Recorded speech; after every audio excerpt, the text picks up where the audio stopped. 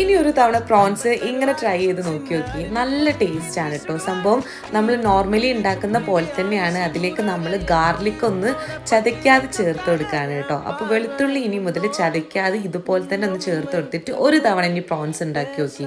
നല്ല ടേസ്റ്റ് ആണ് കേട്ടോ. ചോറിന് വേറെ ഒന്നും വേണ്ട, കറികളൊന്നും ഇല്ലെങ്കിലും പ്രശ്നമില്ല. ഈ ഒരു ടൈപ്പിൽ നിങ്ങളൊന്ന് ഉണ്ടാക്കി നോക്കിയിട്ട് എന്തായാലും ഫീഡ്ബാക്ക് പറയണേ.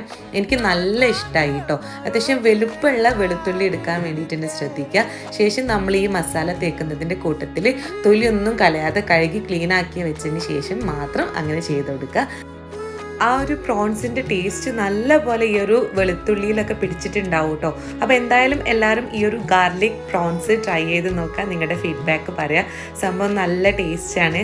പിന്നെ ഇതുപോലെ കഴിക്കാൻ ഇഷ്ടപ്പെടുന്ന എത്ര ആൾക്കാരുണ്ട്, ആ ഒരു പൊരിച്ച ചട്ടിയിൽ ചോറൊക്കെ ഇട്ടിട്ട് കഴിക്കാൻ.